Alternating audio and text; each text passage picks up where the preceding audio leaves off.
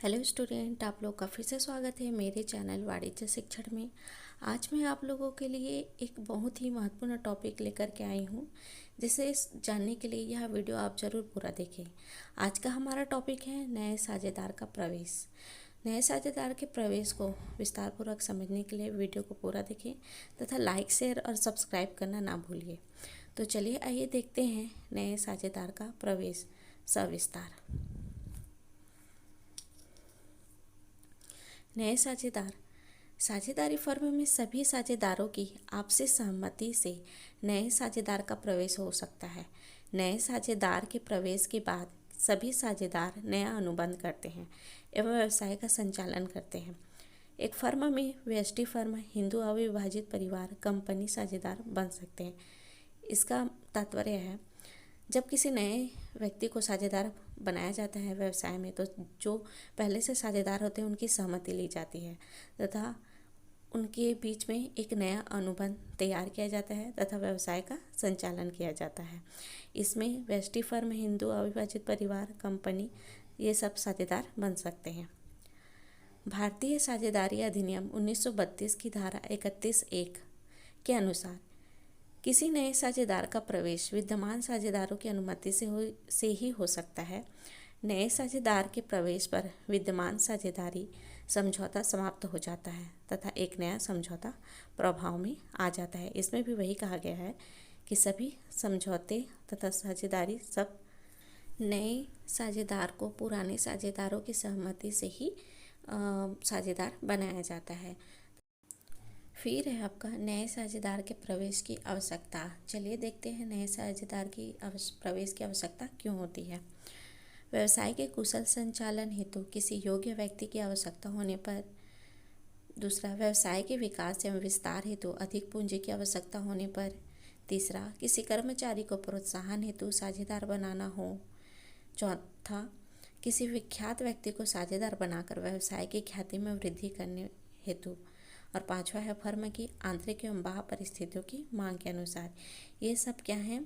ये सब प्रवेश की आवश्यकता है, नए साझेदार की प्रवेश की आवश्यकता है। फिर हम देखते हैं साझेदार की वैधानिक स्थिति। साझेदारी अधिनियम की धारा 31(1) के अनुसार नया साझेदार फर्म में प्रवेश करने के पश्चात फर्म द्वारा किए गए सभी कार्यों के लिए उत्तरदायी होता है, परंतु धारा 31(2) के अनुसार वह साझेदार बनने से पूर्व फर्म द्वारा किए गए किसी भी कार्य के लिए तब तक उत्तरदायी नहीं हो सकता जब तक कि वह लिखित समझौते द्वारा उसका उत्तरदायी अपने ऊपर नहीं ले लेता।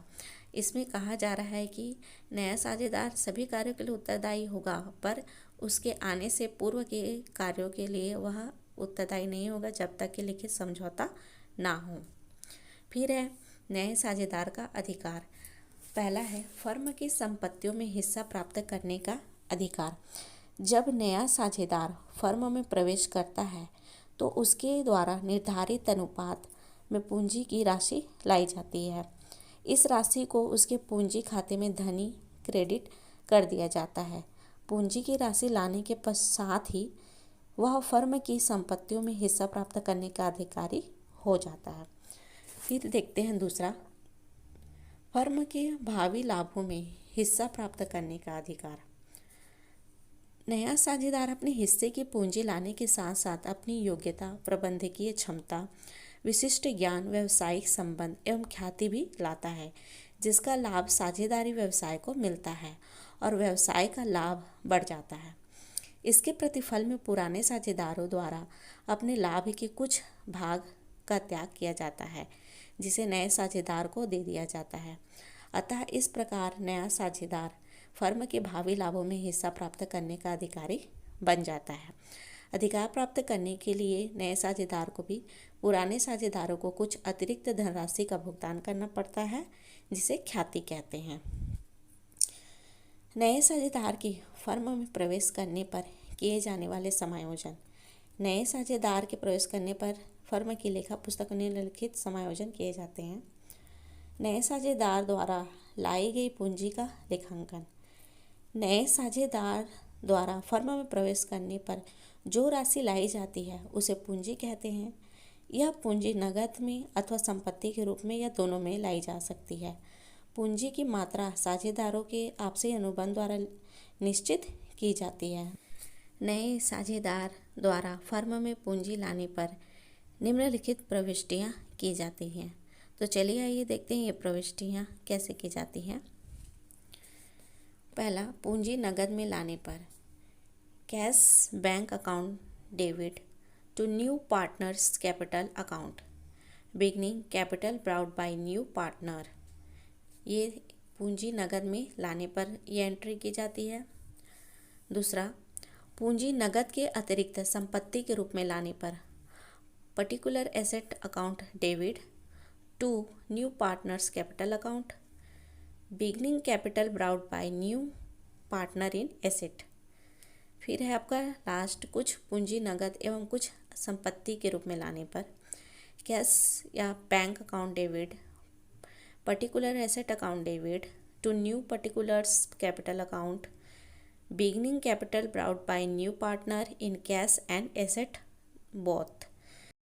ये तीनों नए साझेदार द्वारा फर्म में पूंजी लाने पर इनकी ऐसी प्रविष्टियाँ की जाती हैं और इनके कुछ रीज़न भी थे जिनके आधार पर इसकी एंट्री की जाती है। इसी तरह से मेरे वीडियो से जुड़े रहें तथा मेरे वीडियो को लाइक शेयर और सब्सक्राइब करना ना भूलें। मेरा चैनल है वाणिज्य शिक्षण, जिससे आप सब्सक्राइब कर मेरे चैनल से जुड़े रहेंगे तथा मेरे वीडियो से और भी जानकारियाँ प्राप्त करते रहेंगे। मेरे वीडियो को देखने के लिए थैंक यू।